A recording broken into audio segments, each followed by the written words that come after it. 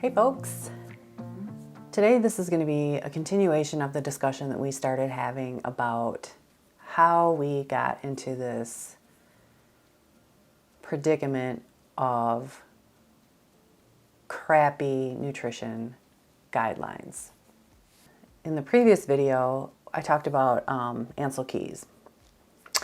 And in this video, we're going to talk about how religion plays a part in where we're at today nutritionally.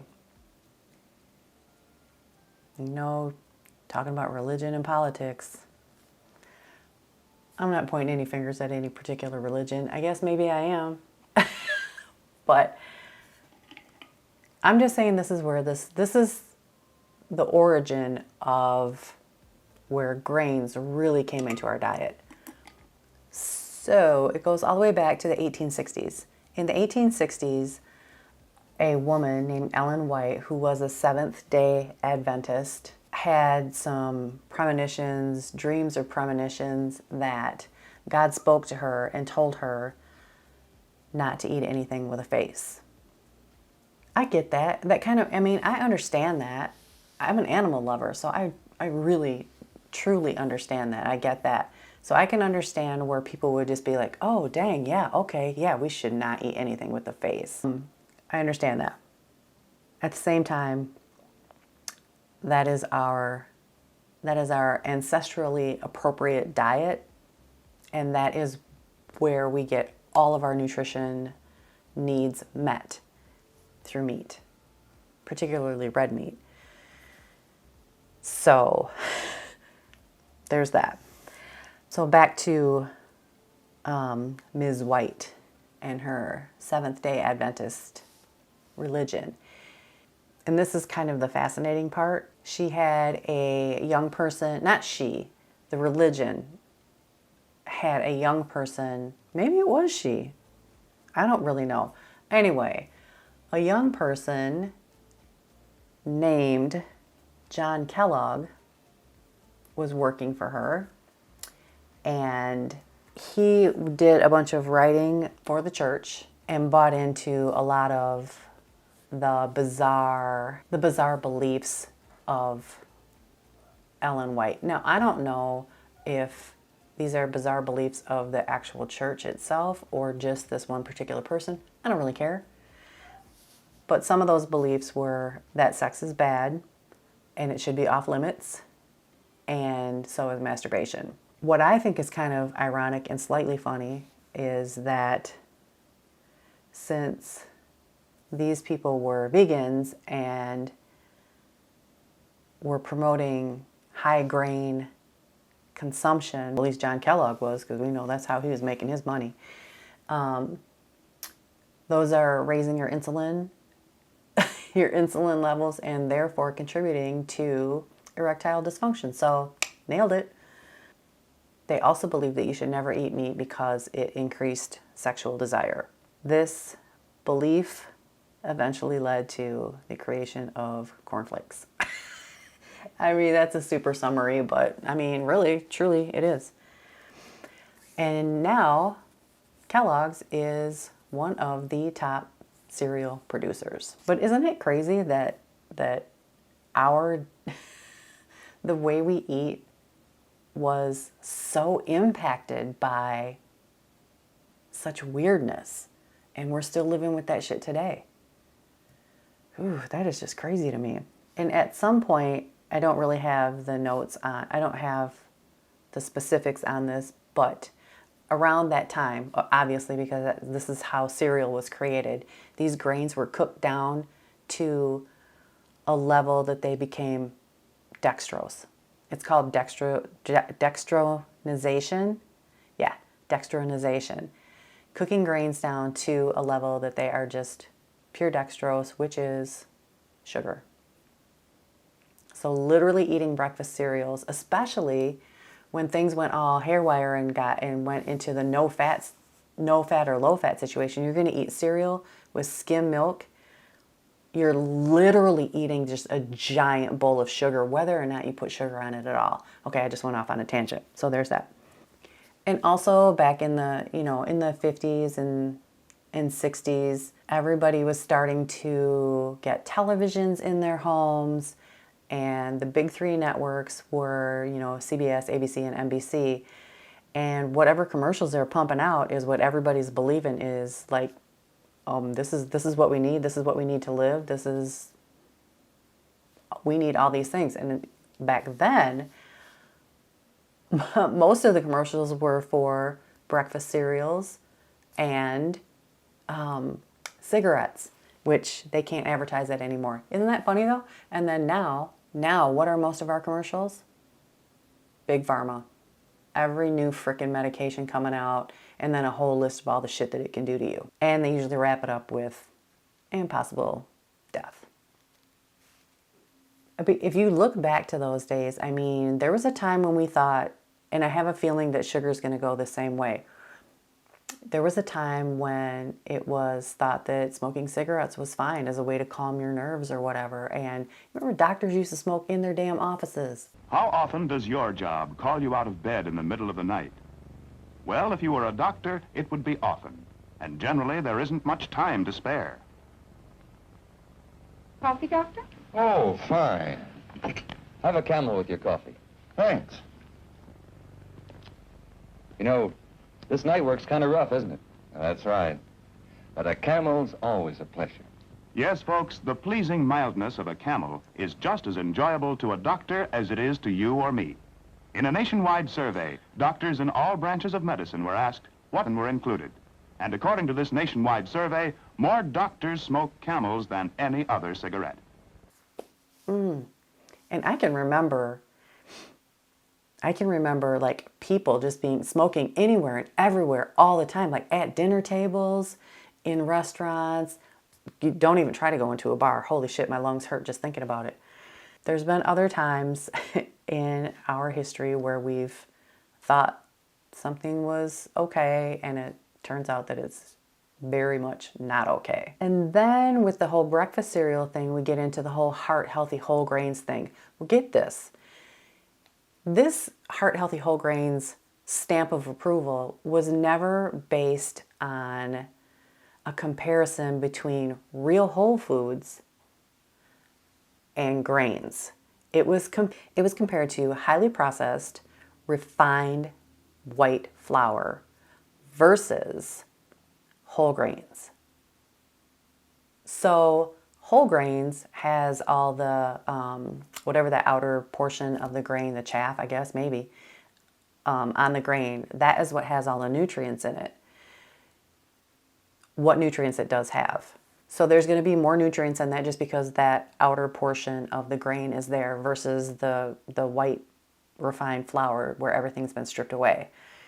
So the result of this study, of course, finds whole grains better than white flour, slightly better than white flour. Here's the thing, better still doesn't mean good. And just so that you understand that, okay, we'll go back to smoking for a second. A filtered cigarette is considered to be better than a non-filtered cigarette. It's not really better, it's just less bad, but still bad. Same deal with the grains. So then they start slapping this actually genius marketing strategy by putting this stamp on all these cereals and things that says that they're heart healthy, made from heart healthy whole grains. Even back in the early 1900s, there was an explorer named Wilhelm Stephenson, and he got stuck in a situation. Let me back up for a second. He believed very strongly in vegetarianism. He went out on one of his expeditions, got stuck in a situation where he was hanging out with the Inuits, which are native people in a certain portion of Canada, I guess. I don't want to be like all super facty and all that. I want to present the facts, of course, but I don't want to get down into the nitpicky part of the history. Anyway, so he's hanging out with the Inuits and for months and had to eat what they ate to live, which was fish, water, and caribou. and found himself to feel better than he ever freaking had in his whole life. So then he came back from his expedition and was sharing his story with people, and they're like, I don't believe that. You have to have plants to feel. You have to eat vegetables to have a healthy diet or whatever. And he's like, no, for real.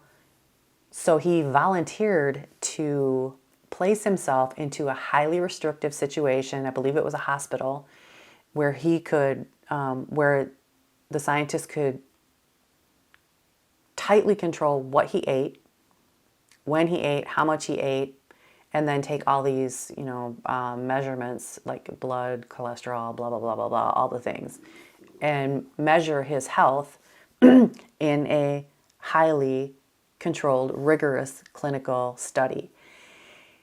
And I think that went on for like a year. Can you even imagine living in a hospital for a year on your own? Like just saying, yeah, I'll do this. But he must have been very passionate about this and said, yeah, you need to know. So anyway, the study results came out and he was found to be in perfect health. And it was also found that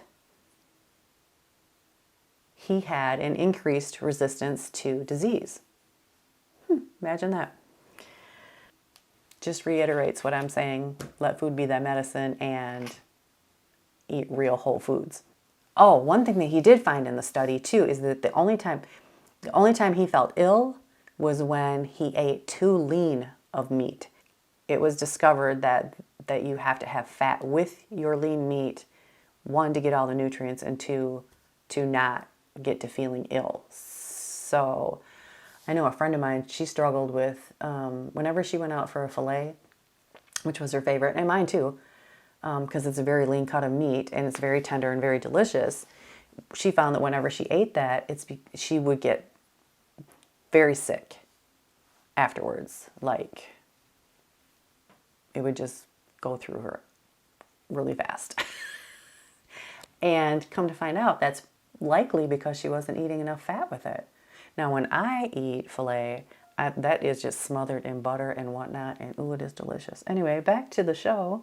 So this Stephenson person went from being a vegetarian to eating a carnivore diet and just became super healthy and lived his best life.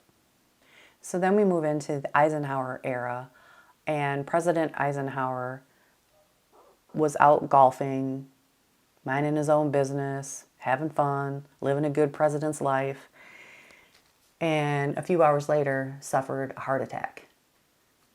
This rocked the country for real, because if the president can get taken out just like that, nobody was safe. So everybody started freaking all the way out on cardiac health, and this is where Ancel Keys comes into play. I'll link to the video where I discuss Ancel Keys and my feelings on that man. So then the country starts to shift focus to dietary fat, to saturated fat. Again, the whole Ancel Keys thing.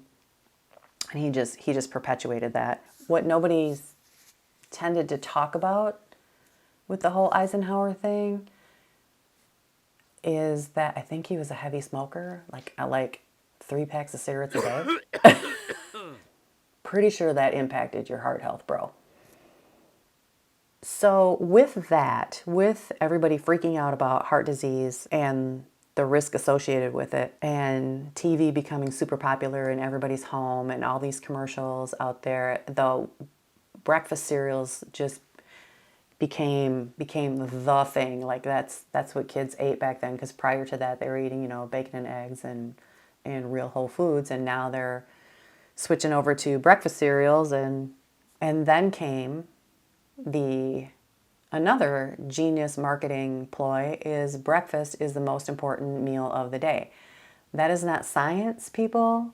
I still hear people say that stuff to me. Well, breakfast, you can't skip breakfast. It's the most important meal of the day. Nope, that is not science. That is marketing. And it sure as shit isn't the most important meal of the day if you're eating cereal. Oh my God. So just a little tidbit of information.